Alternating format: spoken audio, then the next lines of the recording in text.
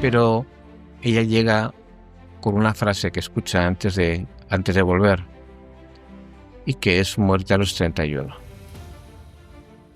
Y ya te lo cuento. ¿Por qué tenía que volver?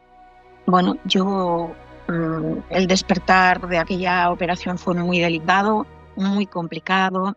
Las horas posteriores fueron muy complicadas y yo solamente tenía una frase que era muerte a los 31.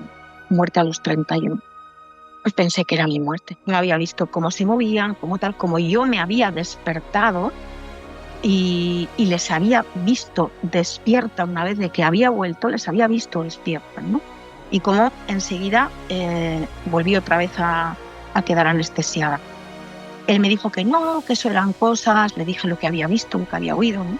Y me dijo que eran cosas que sucedían muy a menudo, pues por efecto de los químicos que van a tener, ¿no? Pues que van a ser necesarios en la intervención o en ese momento en que se complican las cosas o tal cual. Y yo, bueno, pues quizá elegí quedarme con eso. Creo que en el fondo elegí quedarme con eso. Y di crédito absolutamente a sus palabras. Pasaron años para cuando yo nombré, pasaron casi 30 años cuando yo he puesto esto hacia afuera, ¿no? Y sí que no lo nombré, pero nunca lo olvidé. Nunca lo olvidé. Y bueno, pasaron mis 31, yo no había muerto. Realmente lo que detona el cambio ya, el punto de inflexión en mi vida es el suceso más significativo, vamos a decir, ¿no? Que ocurre en mi vida, que se da cuando mi hijo cumple, Miquel, cumple los 31 años. Y a la semana siguiente de cumplir los 31 años, él muere de muerte súbita.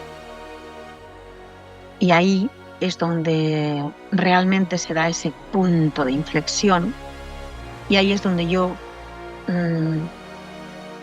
cuando estábamos acompañándole mientras le intentaban reanimar, y en ese momento es donde yo, cuando me llaman, estábamos muy cerquita de donde él se había desplomado.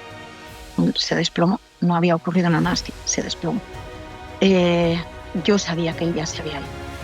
La llamada fue venir, se ha caído, hemos llamado a la ambulancia y no reacciona, ¿no? Yo le dije a mi marido, se ha ido. Y me no, se ha ido. Entonces, ahí es donde el alma trae ese recuerdo, ¿no? Y mientras estábamos ahí acompañándole, mi reacción no fue una reacción. O sea, no reaccioné, pero accioné desde algo que estaba integrado en mí. No aprendido, sino integrado, que era saber dónde él iba. Esto me permitió vivirlo y pedir a los de alrededor que se viviera de la manera más serena posible, porque el protagonista era él, el camino lo tenía que hacer él y todos teníamos que favorecer ese camino. Y no lo decía sin dolor, y no lo decía sin apego, y no lo decía sin saber lo que vendría, que tampoco sabía la magnitud de lo que vendría después, ¿no?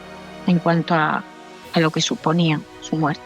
Pero creo que para esto fue esa experiencia que yo había tenido previa, ¿no? Para poder hacer esa entrega de mí y llevarle allá donde correspondía ya decir, ahora atraviesas la puerta y a mí me toca volver, ¿no? Una vez más me toca volver.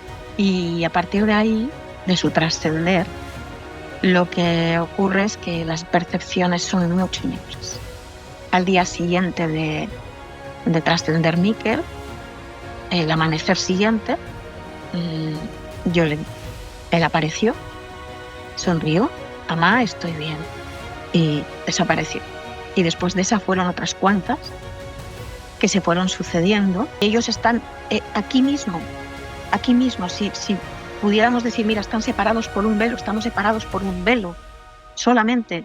Entonces, ellos se asoman detrás de ese velo, pero se asoman desde lo sutil, y lo sutil es lo que no estamos acostumbrados a implementar en la vida, ¿no?